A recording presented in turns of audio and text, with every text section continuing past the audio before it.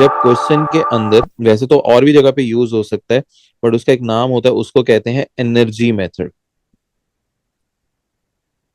और ये specifically questions के अंदर मेंशन करके बताता है कि आपने एनर्जी मेथड यूज करना है।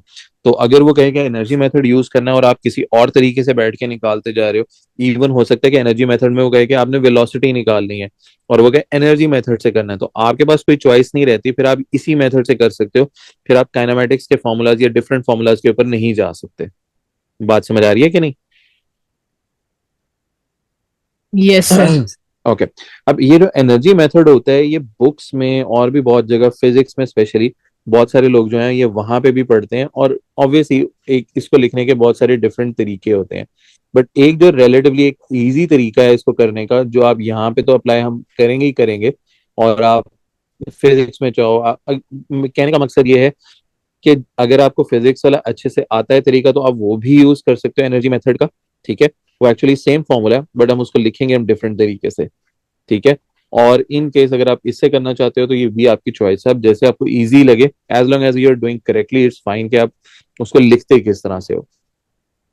हम मैं जो बताता हूँ वो यूं कर लेते हैं कि हम उसको यूं डिवाइड कर लेते हैं कि एक बिफोर वाला पोर्शन। बिफोर से मतलब ये है कि व्हेन यू आर स्टार्टिंग, उस टाइम पे आपकी एनर्जीज कितनी क्या है, और आफ्टर मोशन कंप्लीट, ये जो फाइनल डेस्टिनेशन है उसके ऊपर आपकी एनर्जीज क्या है। सबसे पहले कौन कौन सी एनर्जीज आपने बतानी होती हैं? एक होती है आपकी पोटेंशियल एनर्जी, एक होती है आपकी काइनेटिक एनर्जी। ठीक है। और तीसरी जो होती है वो होती है work done by driving force. ठीक है। आपने ये निकालने work done by the driving force. इसको आपने इक्वल पुट करना है सेम इसी साइड पे भी, पोटेंशियल एनर्जी।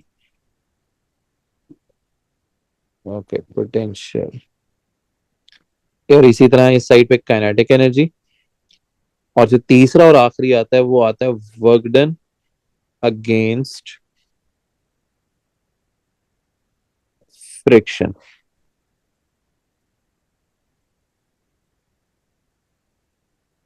ये, तो बिफोर की साइड पे आपने ये वाली एनर्जीज लिखनी है और आफ्टर की साइड पे आपने ये वाली एनर्जीज लिखनी है। ये बात समझ आती है कि नहीं आ रही, कि कौन सी एनर्जी कहाँ पे लिखनी है? Yes sir.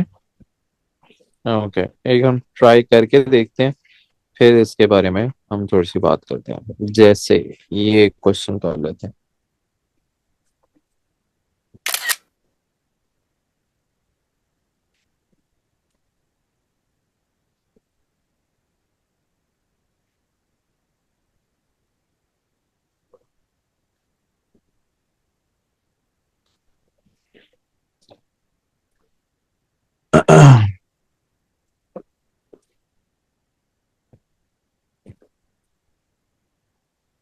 ओके, जैसे अब ये वाला क्वेश्चन यहाँ पे कहता है कि आपने ओके, एक ट्यूब है जो उसने लेंस वगैरह मेंशन करके दी हुई है आपको। ठीक है। और ये 0.65 मीटर की लेंथ जो है वो यहाँ पे उसने एंड पे करके लिखी हुई है, मे भी नजर ना आ रही हो। ये 0.65 मीटर ये उसने एंड पे लिखी हुई है। ठीक हो गया। और वो जब लीव कर रहा है ई से, उस पॉइंट पे उसने स्पीड दी हुई है 6। ओके। अच्छा, अब वो ये कहता है the height of A above the level of D. Okay, वो ये कहता है कि आपने ये वाली हाइट जो है वो बेसिकली आपने बतानी है कि आपकी ये वाली हाइट जो है वो कितनी है। ठीक है।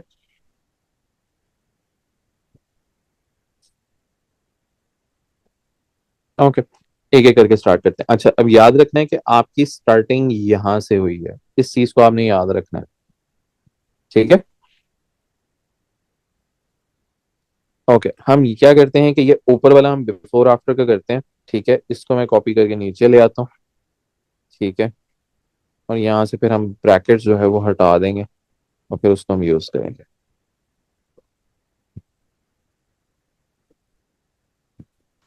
ओके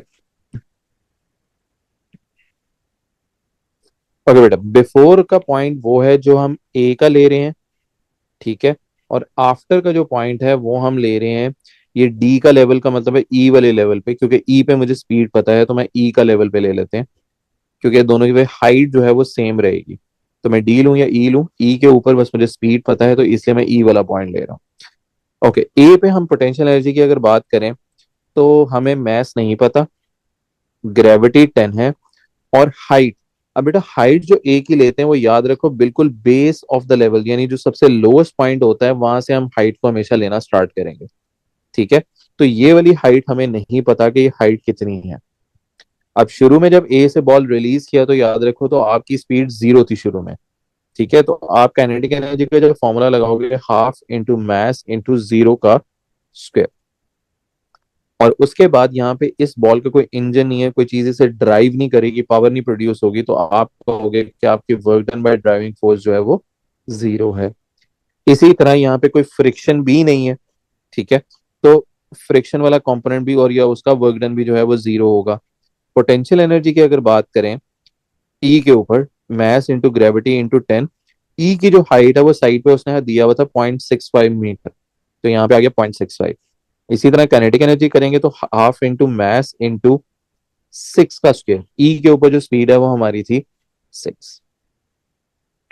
अब आपने क्या करना है, इधर ये वाले कंपोनेंट्स इनको ऐड करना है, और इस साइड पे ये वाले जो कंपोनेंट्स हैं आपने इनको ऐड करना है, और दोनों को एक दूसरे के इक्वल पुट कर लेंगे।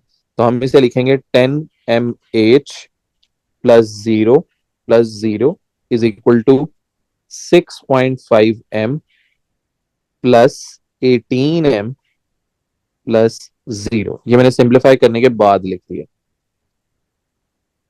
अब अगर आप देखो तो m जो है वो सबके अंदर कॉमन है, तो m जो है वो एक दूसरे से कट आउट हो गया। अब यहां से आप सिंपल एज की वैल्यू निकाल लो, देखो आपकी एज की जो हाइट है वो क्या निकल के आती है।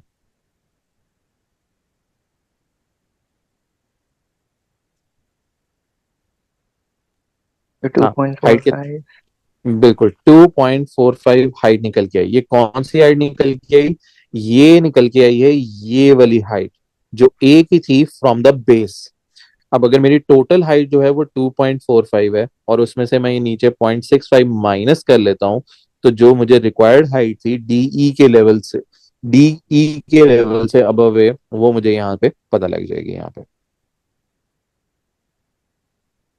तो मैं यहाँ लिख लेता हूँ रिक्वायर्ड हाइट जो थी हमारी वो है 2.45 माइनस 0.65। देखो आंसर क्या आता है। 1.8 सॉरी कितना? 1.8 1.8 मीटर्स। ये मेरा आंसर, ये था मेरा फर्स्ट पार्ट।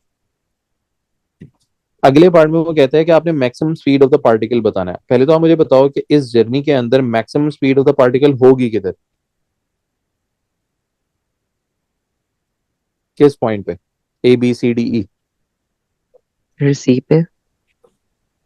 सी पे एग्जैक्टली exactly. जो सबसे लोएस्ट पॉइंट होता है वहां पे पोटेंशियल एनर्जी 0 होती है, बट वहां पे काइनेटिक एनर्जी जो होती है वो मैक्सिमम होती है, ठीक है। तो दोबारा से हम बिफोर आफ्टर लगाते हैं, मैं इसको यहाँ से रेज कर लेता हूँ। अब देखो यहाँ पे कुछ चीजें उसी तरह से 0 होंगी जैसे अभी भी इसके पास कोई ड्राइविंग। अब शुरू में स्टार्टिंग पॉइंट ए ही ले रहा हूँ, बट आफ्टर या एंडिंग पॉइंट जो ले रहा हूँ वो मैं सी का ले रहा हूँ, ठीक है। ड्राइविंग फोर्स और रेजिस्टेंस वाला कंपोनेंट वो तो यहाँ पे दोनों 0 हैं। शुरू में काइनेटिक एनर्जी भी 0 से स्टार्ट हुई थी।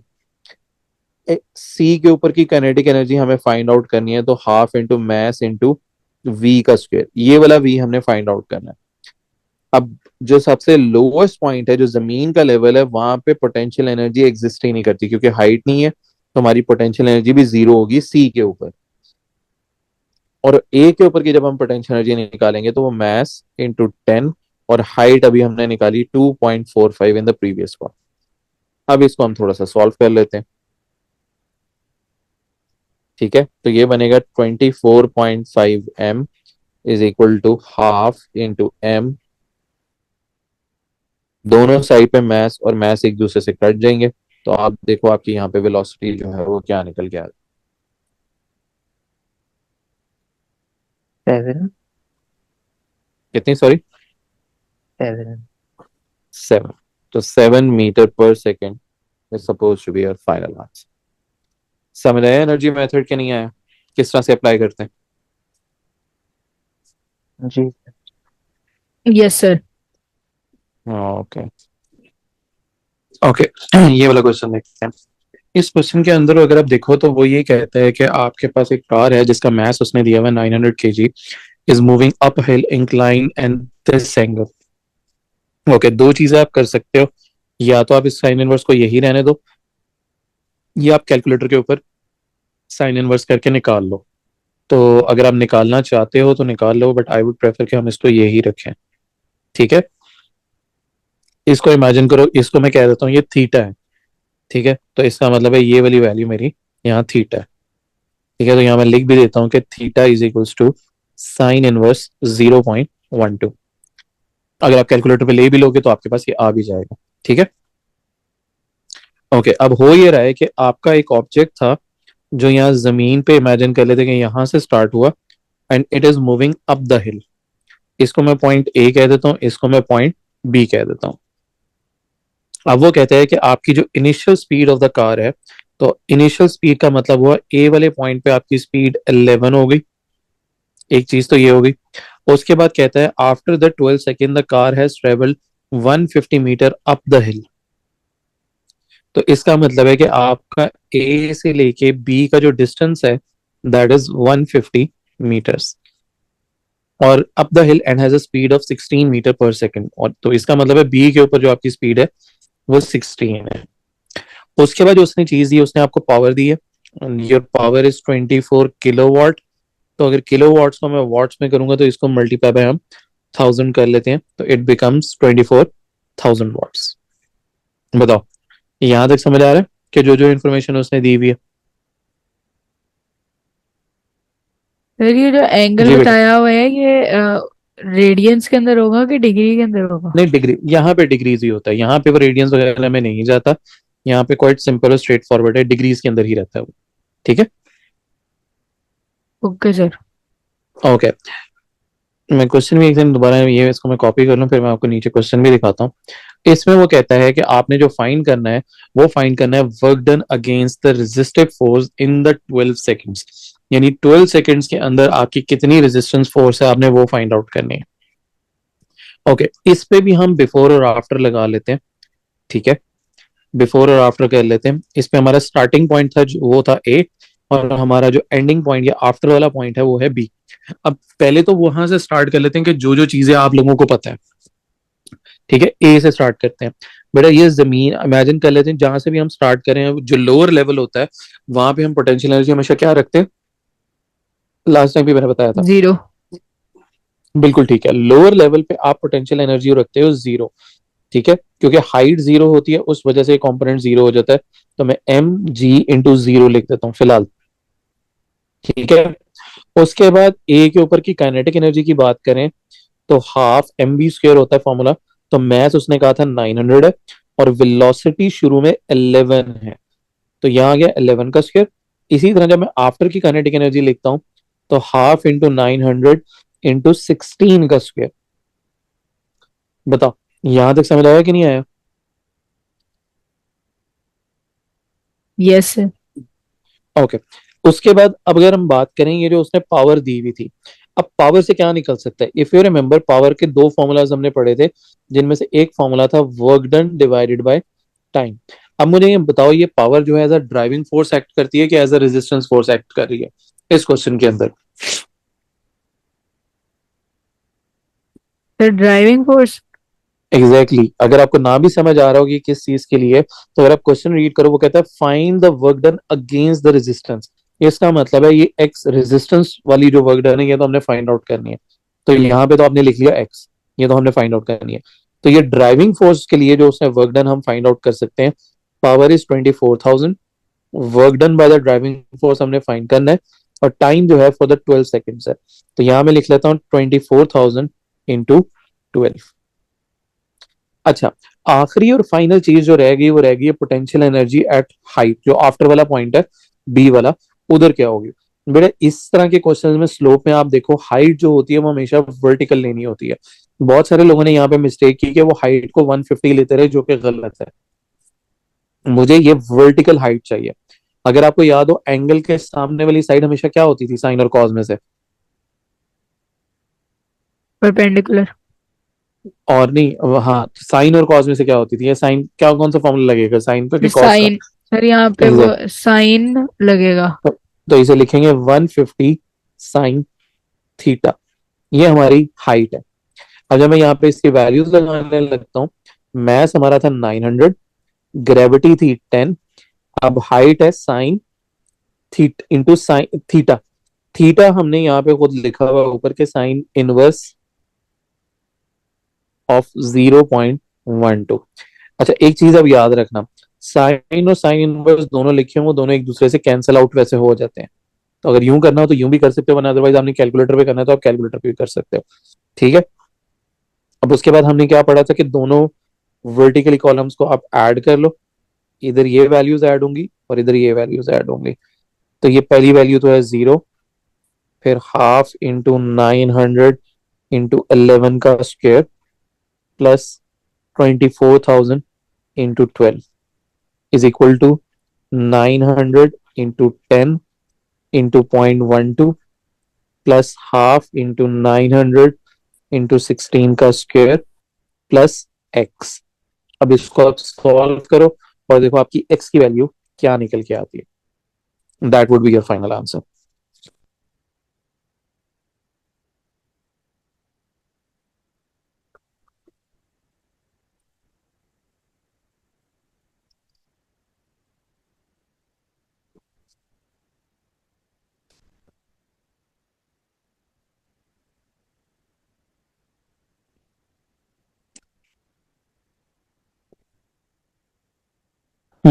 देखो क्या आता है।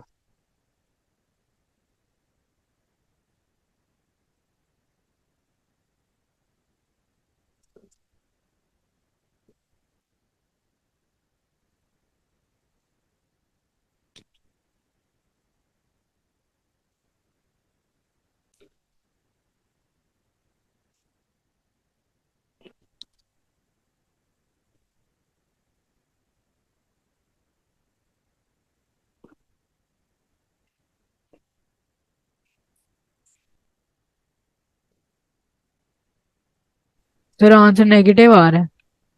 ऐसा हो नहीं सकता।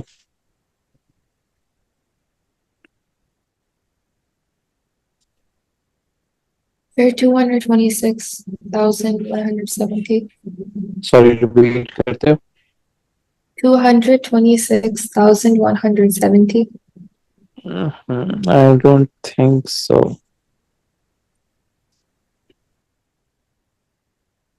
ओके, अब लेट मी ट्राई। मैं पहले क्या कर रहा हूँ, अब आप लोगों को साथ साथ बता रहा हूँ, आप लोग साथ साथ करना चाहते हो तो कैलकुलेटर पे कर लो। मैं पहले इस पोर्शन को कैलकुलेटर के ऊपर करने लगा हूँ। ठीक है। तो ये देखो, 0.01/2 होता है 0.5, तो 0.5 इंटू 900 इंटू 11 का स्क्वायर प्लस 24,000 इंटू 12। ठीक हो गया। अब देखो, इसके बाद जो ये दूसरी साइड पे चीजें हैं, यानी ये वाला कंपोनेंट, ये दोनों वैल्यूज को जब मैं इक्वल की दूसरी साइड पे लेके आता हूँ तो ये सब्ट्रैक्ट होंगे। ऐसा ही है। हाँ, आप लोगों से पूछ रहा हूँ। यस ओके, तो सर। अब देखो, मैं कैलकुलेटर पे मैं माइनस, आंसर के बाद मैं माइनस लगा रहा हूँ। तो -900 into 10 into 0.12 minus 0.5 into 900 into 16 का स्क्वायर। ओके, ये मेरे पास आ रही है different value which is 226,170।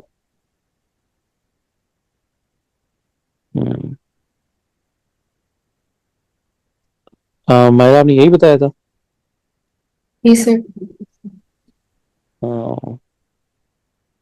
Let me सी कि कोई वैल्यू तो हमने गलत नहीं ले ली। ओहो, एक छोटी सी गलती हो गई। 900 इंटू 10, ये जो हाइट थी ना बेटा, यहाँ पे ये मैं एरो लगा रहा हूँ, ये 150 साइन थीटा था, मैंने यहाँ पे 150 नहीं लिखा। तो एक्चुअली मैं क्या करता हूँ,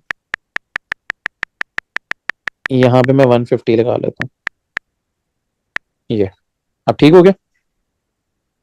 एक्स की वैल्यू आ रही है आपके पास 65250 जूल्स। समझ आ गया कि नहीं आया? क्या मिस्टेक हुई थी? हाइट लगाना भूल गया था। बताओ, यहाँ तो कोई कंफ्यूजन? No sir. ओके। असल ना आपका तो बहुत ही ऑफ था, आपकी तो वैल्यू ही नेगेटिव आ रही थी। आपकी क्यों नेगेटिव आ रही थी? पता नहीं सर, कैलकुलेटर के ऊपर लगता है वैल्यू गलत डाली हुई चलो है। कोई बात नहीं, तोड़ तोड़ के कर लिया करो ताकि इजी रहे। बहरहाल अगला वाला करते हैं इसका पार्ट। उसके बाद वो कहता है कार जो है वो ट्रैवल करेगी along the horizontal road. It means आपकी रोड कुछ ऐसी है जिस पे वो ट्रैवल कर रही है। इस पे रेजिस्टेंस जो एक्ट हो रही है वो हो रही है 1520 प्लस 4v। ये इसकी रेजिस्टेंस फोर्स है। और क्या कहता है, कार की जो है वो कांस्टेंट स्पीड है बेटा। कांस्टेंट स्पीड का मतलब ये हुआ कि आपकी एक्सेलरेशन वाला पोर्शन जो है वो जीरो हो गया। उसके बाद वो कहता है कार की जो इंजन है उसकी पावर जो है वो 32 किलोवाट है। तो इसका मतलब है इसकी कोई ड्राइविंग फोर्स भी होगी। तो मैंने ड्राइविंग फोर्स मार्क कर दी। और पावर में यहाँ 32 किलोवाट का मतलब है 32,000 वॉट्स। अब वही न्यूटन लॉ अब हम लगा लेते हैं, forward minus backward equals to M A. Backward equals to M A. आपकी फॉरवर्ड फोर्स जो है वो ड्राइविंग फोर्स है। बैकवर्ड फोर्स में 1520 प्लस 4v है। और मैस जितना भी है बट एक्सेलरेशन वाला पोर्शन हमारा जीरो है, तो ये इक्वल टू जीरो हो जाएगा। तो driving force is equals to 1520 plus 4v। अब जब आप पावर का फॉर्मूला लगाते हैं वो है driving force into the velocity. Power है हमारी 32,000, ड्राइविंग फोर्स हमारी दीवी हमने ऊपर निकाली है 1520 plus 4v and the whole thing multiply by v। अब जब इसको ओपन करते हैं 1520v प्लस 4v² और 32,000 को इधर लाके हम सब्ट्रैक्ट कर लेते हैं। Now this is a quadratic equation. जब आप क्वाड्रेटिक फॉर्मूला लगा के इसको सॉल्व करते हो तो v की वैल्यूज निकल के आती हैं। तो a की वैल्यू बेटा 4 है, b की वैल्यू 1520 है और c की वैल्यू -32,000 है। जब आप सॉल्व करते हो तो v की वैल्यू एक निकल के आती है -400 और दूसरी वैल्यू निकल के आती है 20। तो नेगेटिव होगा नहीं, तुम्हारा आंसर हो जाएगा 20 मीटर पर सेकेंड। बताओ समझ आया कि नहीं आया बेटा? किस तरह से करना है? Yes sir. हाँ ओके। देख लो बेटा, बाकी लोग भी देखना किसी ने, तो मुझे बताओ। जी सर। समझ आ गया इसमें। ओके। अब एक्चुअली ये जैसा बी पार्ट है ना, ये तो न्यूटन्स लॉ है। तो अक्सर आप क्वेश्चंस देखोगे न्यूटन्स लॉ अक्सर बी सी पार्ट में आ जाता है। तो मैं अभी कोशिश करता हूँ कि हम वो पार्ट्स कर लें जिसके अंदर ये वर्क एनर्जी वाला जो कॉन्सेप्ट है ये आ रहा है। ठीक है। जैसे मुझे ये नजर आ रहा है कि ये वाला जो पार्ट है क्वेश्चन नंबर 2 का, ये फर्स्ट पार्ट जो है that is related to work energy and power. तो पहला वाला पार्ट हम कर लेते हैं। कहोगे तो बाकी भी करा दें बट वो न्यूटन्स लॉ वगैरह वो सिंपल है, इसलिए भी वो मैं नहीं कर रहा। ओके, इस वाले पार्ट को अगर आप देखो, इसमें वो क्या कहता है, एक्चुअली मैं ऊपर से ये कॉपी कर लूं, बिफोर एंड आफ्टर, जिसको हम यहाँ पे यूज करेंगे।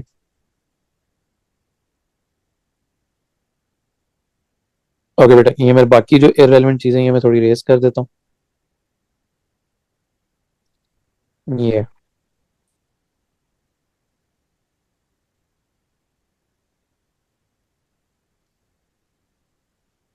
ओके। अगर आप देखो कहता है कि आपके पास टू रेसिंग कार्स हैं। ठीक है। उसमें वो कहता है कि racing cars A and B are rest along the side each other point on a straight horizontal track. The mass of car A is 1200 kg and engine ने एक ड्राइविंग फोर्स प्रोड्यूस करा है which is 4500 newton. Okay when a car, okay ऐसे करते हैं हम इसको साथ साथ थोड़ा सा ड्रॉ कर लेते हैं so that would make things easy for us actually. तो इसको मैं थोड़ा नीचे शिफ्ट कर लेते हैं और ऊपर हम थोड़ा सा ड्रॉ करके देख लेते हैं। ओके यूं करके ये हमारी ट्रैक है हॉरिजॉन्टल, जिस पे ये हमारी कार है। इस पे हमारी एक ड्राइविंग फोर्स है विच इज 4500 न्यूटन। मैथ्स उसने दिया हुआ है। उसके बाद वो कहता है when A arrives at a point P. Okay, imagine कर लेते हैं ये वाला पॉइंट पी है। इस पॉइंट पे जो हमारी स्पीड है that is 25 metre per second. और उसने स्टार्ट जो किया था वो उसने पॉइंट ओ से किया था। और वो कहता है ओ से पी का जो डिस्टेंस है दैट इज डी मीटर।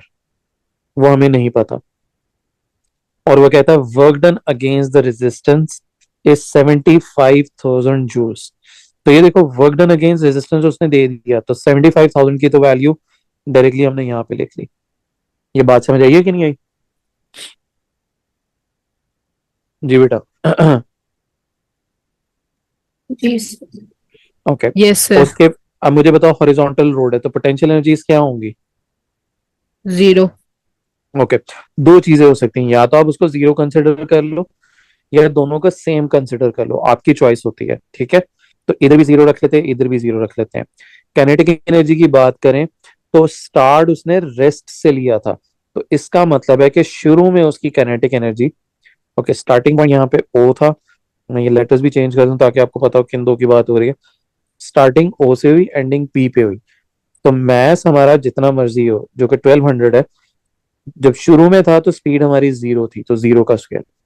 और इसी तरह आफ्टर के अंदर हमारी वेलोसिटी उसने दी 25 का स्क्वायर। अब work done by the driving force.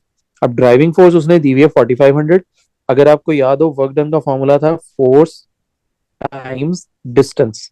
अब फोर्स है 4500 और डिस्टेंस है डी। अब आप इसको सॉल्व कर लें। 0 + 0 + 4500 D is equals to half into 1200 into 25 का स्क्वायर प्लस 75,000। यहां से अब आप डी की वैल्यू निकालें, जो कि उसने कहा हुआ है कि 100 आनी चाहिए। तो जरा करके देखो आपकी वैल्यू 100 आ रही है कि नहीं आ रही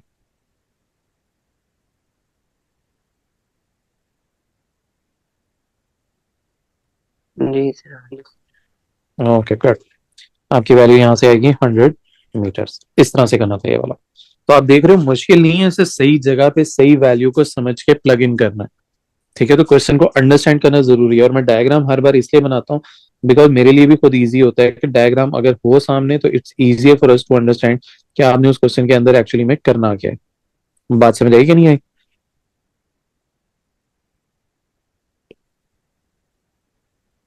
जी बेटा। Yes sir. ओके। एक जो मैं क्वेश्चन करना चाह रहा हूँ वो है ये वाला। इसमें हालांकि वर्क एनर्जी पावर नहीं है, बट इसमें उसने दो ऑब्जेक्ट जो हैं वो एक दूसरे के साथ अटैच किए हुए हैं।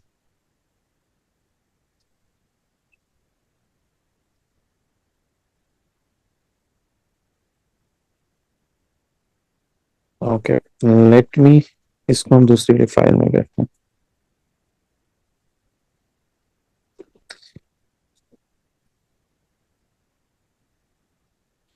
ओके, इसमें अगर आप देखो, वो यहाँ पे ये कहता है कि आपके पास एक वैन है जिसका मास जो है वो 300 kg है। और उसके साथ ट्रेलर जो है वो टो किया हुआ है आपने। तो हम इसको इमेजिन कर लेते हैं कि यूं करके अलोंग अ हॉरिजॉन्टल रोड भी उसने आगे लिखा हुआ है।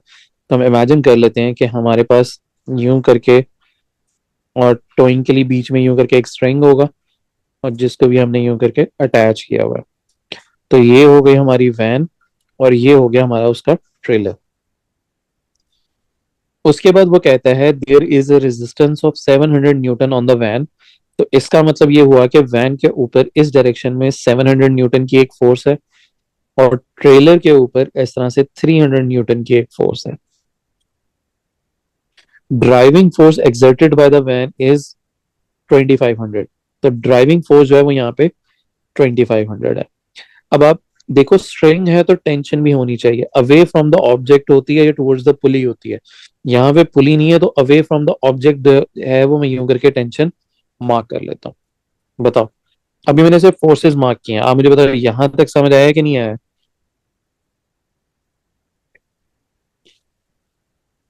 जी, यस सर। बताओ ये। ओके। अब इसके बाद हम क्या करने लगे हैं कि हम इन ये बीच में मैंने डॉटेड लाइन इससे लगाई है कि अब हम दोनों सिस्टम्स को सेपरेटली ट्रीट करेंगे। यानी वैन वाले पोर्शन को हम अलहदा से देखेंगे, ट्रेलर वाले पोर्शन को अलहदा से देखेंगे। हम इसको कंबाइन भी देख सकते हैं, ये नहीं कि कंबाइन नहीं देख सकते, बट यहाँ पे हम इसको अलहदा कर लेते तो हमारे लिए जरा ज्यादा इजी हो जाता है। ठीक है। अब जैसे फॉर एग्जाम्पल अगर मैं वैन की बात करता हूँ, वैन के लिए अगर मुझे forward minus backward Newton law मुझे लगाना पड़ता है। Forward minus backward is equals to M A. Forward force हमारी क्या है? 2500। एग्जैक्टली 2500 हमारी फॉरवर्ड फोर्स है। बैकवर्ड फोर्स क्या है? 700। बिल्कुल ठीक है, सिर्फ वैन वाले पोर्शन को देखना है, यानी डॉटेड लाइन की राइट साइड पे। ओके, तो 700 और एक और बैकवर्ड फोर्स है विच इज टेंशन, वो भी मैंने मार्क कर ली। मैस वैन का 3600 है, इज इक्वल टू ए। अब इसको थोड़ा सिंप्लीफाई करें तो 2500 माइनस 700 करते हो तो आपका आता है 1800 माइनस टी इक्वल टू 3600 ए। ये हो गया हमारा वैन। इसी तरह ट्रेलर के बारे में बात करते हैं, तो उसमें फॉरवर्ड फोर्स क्या है ट्रेलर में?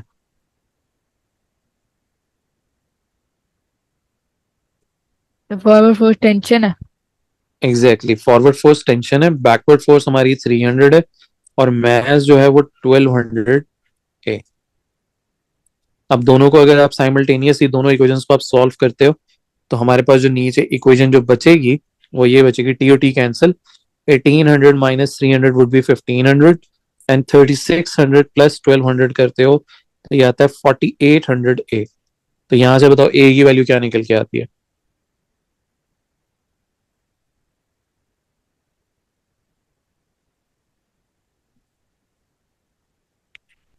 हाँ, एक्सेलरेशन क्या निकल के आई है?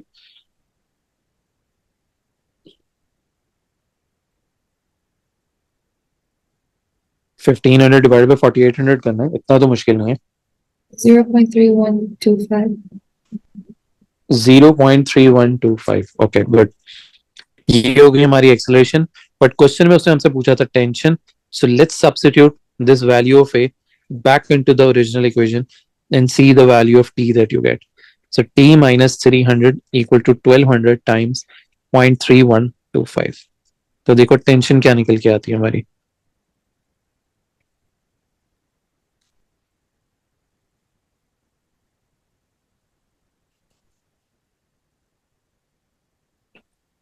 जी बताओ।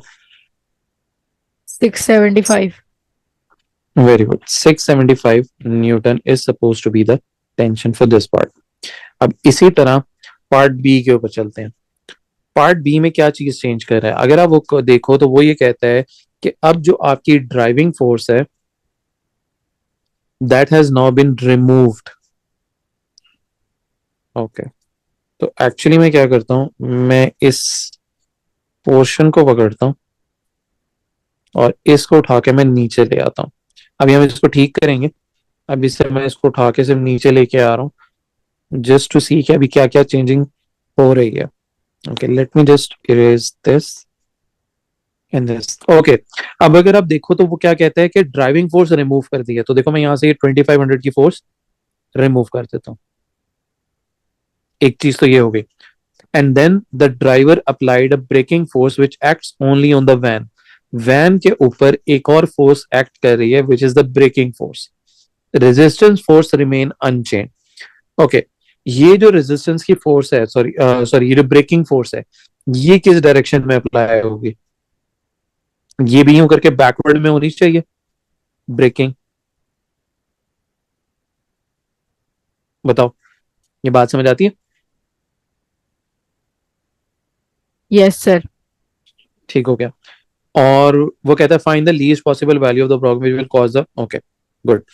अब मैं क्या करता हूँ, यहां से अगर आप देखो मैं फॉरवर्ड माइनस बैकवर्ड में चेंजिंग आएगी तो आपने मुझे चेंजिंग बतानी है क्या आती है। अब मुझे बताओ कोई हमारी फॉरवर्ड फोर्स है यहाँ पे वैन के लिए? ये हमारा वैन वाला पोर्शन था। वैन में इज देयर अ ड्राइविंग और a forward force in this case? हाँ, कोई फॉरवर्ड फोर्स है कि नहीं है? No sir. तो कोई बात नहीं, तो कोई फॉरवर्ड फोर्स नहीं है, सिर्फ बैकवर्ड फोर्सेस हैं। कौन कौन सी? एक 700 की ब्रेकिंग बैकवर्ड फोर्स है, और दूसरी हमारी जो ब्रेकिंग फोर्स है, that is also considered as to be the backward force. बात समझ आई है कि नहीं आई? Yes sir. अच्छा, उसके अलावा वो कहता है विच विल, अगर आप लास्ट लाइन पढ़ो तो उसने कहा था find the least possible value of the braking force which will cause the rope to become slack. Slack का मतलब क्या होता था? Do you remember? Sir, lose, sorry, क्या? lose, बिल्कुल भी मुझे समझ नहीं आया क्या बोला है। sir, lose, lose. हाँ, लूज एक किस्म का कह सकते हैं। लूज लूज का मतलब ये है नो टेंशन, क्योंकि जब वो स्ट्रिंग टाइट है ही नहीं, वो लूज है, तो टेंशन की फोर्स कहां से आएगी? तो यहाँ पे जो चीज रिमूव हो रही है वो ये टेंशन वाली जो फोर्स है, that is also being removed. Remove क्या, वो अब है ही नहीं, क्योंकि अब वो स्लैक कर रहा है, तो यहाँ पे टेंशन है ही नहीं। तो अब यहाँ पे हम टेंशन नहीं लिखेंगे। समझ आया यहाँ तक कि नहीं आया? Now yes when you sir. Go to the trailer part, अब ट्रेलर की भी कोई फॉरवर्ड फोर्स नहीं है, तो देखो यहाँ से मैं टी टेंशन जो लिखा था वो मैंने रेस कर दिया। बैकवर्ड फोर्स 300 है, इक्वल टू 1200 है। यहां से इजीली हमारे पास ए की वैल्यू आ जाती है, विच इज -0.25, आई थिंक। देख लो, यही आती है। Yes sir. इस ए की वैल्यू को पकड़ो, substitute back into the above equation and see the braking force that needs to be applied. Minus braking equals to 3600 times -0.25। तो देखो, मुझे बताओ आपकी ब्रेकिंग फोर्स जो है वो क्या निकल के आती है?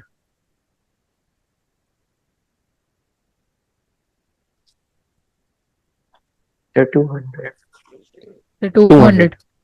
बिल्कुल ठीक हो गया। तो 200 newton force is the force required for this to become a slack. बताओ। तो एक्चुअली अगर आप देखो तो ऊपर से ही इक्वेशंस नीचे आ रही हैं, यू जस्ट हैव टू सी कि आपकी इक्वेशन में चेंजिंग जो है वो क्या क्या चीजें हो रही हैं। The only thing you have to notice is that one. बताओ, यहां तक कोई कंफ्यूजन है? समझ आया नो कि नहीं सर। आया? Yes sir. अच्छा, मैंने कहा जैसे समझ आने पे कह रहे हो no sir. Okay, let's try 6 वाला ट्राई करते हैं।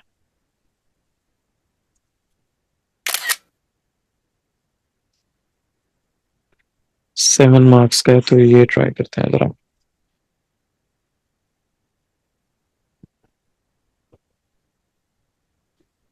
ओके अगर आप फर्स्ट पार्ट इसका अगर आप देखें, फर्स्ट पार्ट से पहले हम रीड कर लेते हैं। पहले पार्ट में वो कहता है कि आपके पास एक रेलवे इंजन है which is moving up straight inclined plane. Okay, तो यहाँ पे मेरे पास एक इंक्लाइंड प्लेन होना चाहिए, तो मैं यूं करके लाइन लगाई, और ये मेरे पास इसका इंक्लाइंड प्लेन आ गया, जिसका साइन अल्फा उसने दिया हुआ है, तो मैं अल्फा यहाँ लिख लेता हूँ फिलहाल, जो हम साइन इनवर्स करके एंगल निकाल सकते हैं इजीली। अब वो कहता है the engine is travelling at a constant speed. अब कांस्टेंट स्पीड का मतलब ये हुआ बेटा कि आपके यहाँ पे एक्सेलरेशन वाला जो पोर्शन है वो 0 है, और उसने कहा कि स्पीड जो थी वो 30 थी। इंजन उसने पावर दे दी हुई इंजन की, विच इज 960 किलोवाट। तो जब आप इसको वॉट्स में करेंगे तो मल्टीप्लाई बाय 1000 कर लो, तो वो 960 देन 000 वाट। ठीक हो गया अब वो कहता है हमने रेजिस्टेंस फाइंड आउट करनी है। ओके, मैं पहले यहाँ पे यूं करके जो आपकी रेलवे इंजन है वो ड्रॉ कर लेते हैं। अगर इसके पास पावर थी तो इसकी कोई ड्राइविंग फोर्स भी है। उसने कहा था there is a constant resistance force भी है, तो यहाँ पे मैं मार्क कर लेता हूँ इसकी कोई रेजिस्टेंस भी है। फिर ऑब्वियसली इसका वेट भी है होगा, और वेट के कंपोनेंट्स भी ड्रॉ कर लेते हैं हम यहाँ पे, यूं और यूं। ये अल्फा यहाँ आ जाएगा, तो ये लिखेंगे W साइन अल्फा, और ये हो जाएगा W cos alpha. Okay, power का अगर आपको फॉर्मूला याद हो तो पावर का फॉर्मूला होता था ड्राइविंग फोर्स इनटू वेलोसिटी। अब पावर हमें पता है 960,000, driving force is unknown, but velocity उसने आपको दी हुई है 30। तो आप मुझे बताते हो कि आपकी ड्राइविंग फोर्स क्या निकल के आती है? 30 को जब आप उधर जाके डिवाइड करते हो,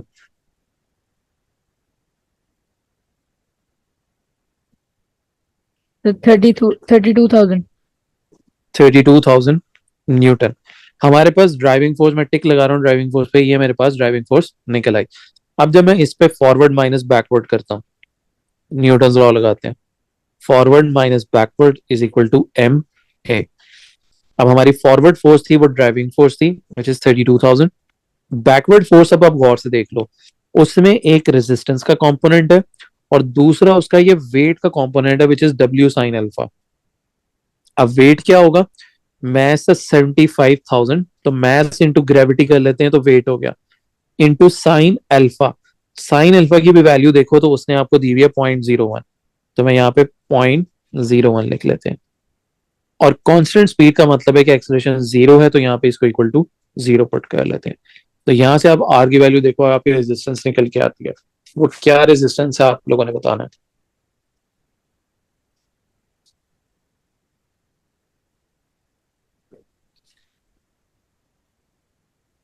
जी।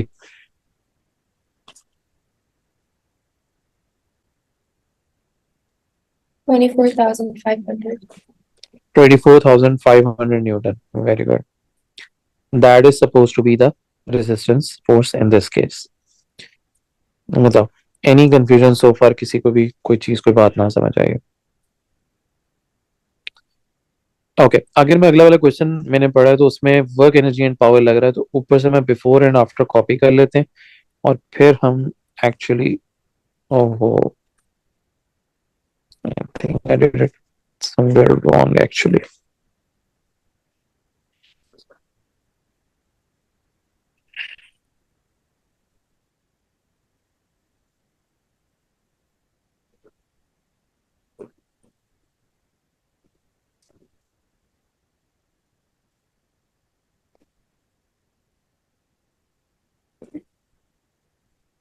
ओके, ऊपर से मैं वर्क एनर्जी पावर जरा कॉपी कर लें, फिर हम उसको यूज भी करते हैं। तो इधर अब आप लोग देख के बताइएगा कि क्या क्या वैल्यूज जो हैं जो दी हुई हैं और जिसको हम यूज कर सकते हैं। फिर जो नहीं दी हुई होंगी फिर उसको फिगर आउट करेंगे कि उसको यूज कैसे करना है। ठीक है, ओके। यहाँ से ये मैं रेस कर देता हूँ इररिलेवेंट चीजें।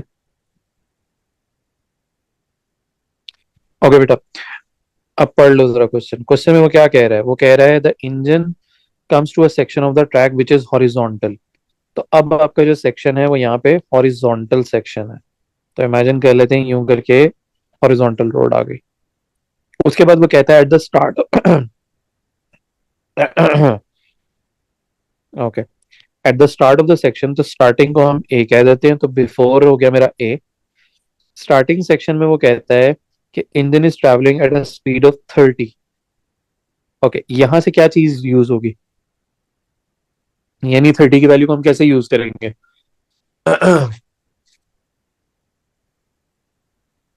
सर काइनेटिक एनर्जी फाइंड करेंगे बिफोर की। बिल्कुल ठीक है, बिफोर की काइनेटिक एनर्जी हम लिख सकते हैं half into mass which was 75,000 और वेलोसिटी स्टार्टिंग है 30 का स्क्वायर। ओके, अगर हॉरिजॉन्टल रोड है तो हमारा पोटेंशियल एनर्जी क्या होगा? सेम होगा या जीरो? एग्जैक्टली सेम होगा या जीरो होगा, तो हम दोनों साइड पे जीरो लिख लेते हैं। ओके, उसके बाद अगर आप देखो तो उसने आपको पावर ऑफ द इंजन दिया हुआ है विच इज 900। तो पावर तो उसने दे दिया आपको 900 किलोवाट, तो विच मींस 900,000। और उसने कहा the resistance to motion is no longer constant, but in the next 60 second the work done against the resistance is 46,500 kilo joules. Okay, ये वैल्यू किधर जाएगी?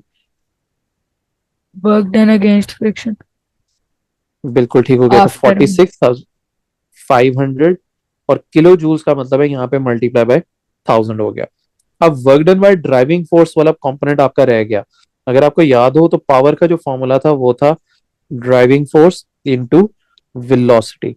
एक ये भी फॉर्मूला था, लेकिन एक और फॉर्मूला था पावर का, वो क्या था? Work done divided by time.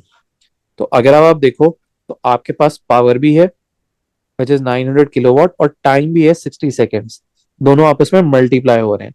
तो मैं लिखता हूँ 900,000 मल्टीप्लाई बाय द टाइम जो कि था 60। बताओ यहां तक समझ आया कि नहीं आया?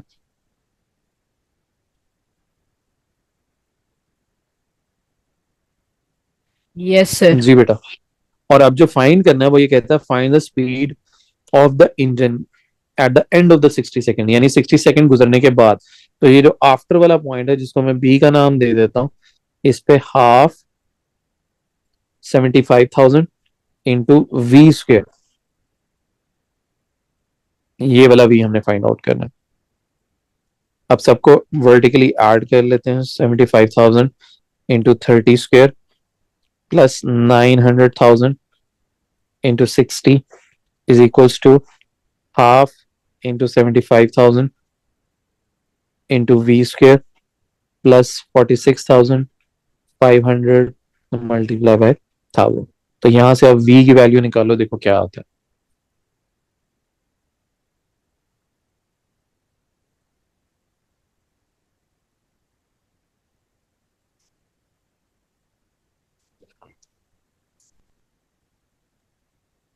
Thirty 33.2 meter per second।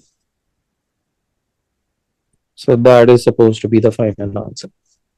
बताओ यहाँ तो कोई कंफ्यूजन? अगर आप देखो तो वही सेम चीज बहुत रेपिटेटिवली यूज हो रही है, न्यूटन्स लॉ बार बार यूज हो रहा है। और ये वर्क एनर्जी पावर हम वहीं पे यूज करते हैं जहाँ पे हमें इस तरह से work done against resistance, kinetic energies, ये सारी चीजें एक जगह ही आ रही हो, तो फिर हम प्रेफर करते हैं कि हम ये वाला फॉर्मूला यूज कर लें। अदरवाइज हम न्यूटन्स लॉ, काइनेमेटिक्स, इसको ही हमेशा प्रेफर करेंगे टू फाइंड द वैल्यूज। तो बताओ समझ आया कि नहीं आया टाइप 2 और टाइप 1 दोनों एक दूसरे के साथ मिक्स होकर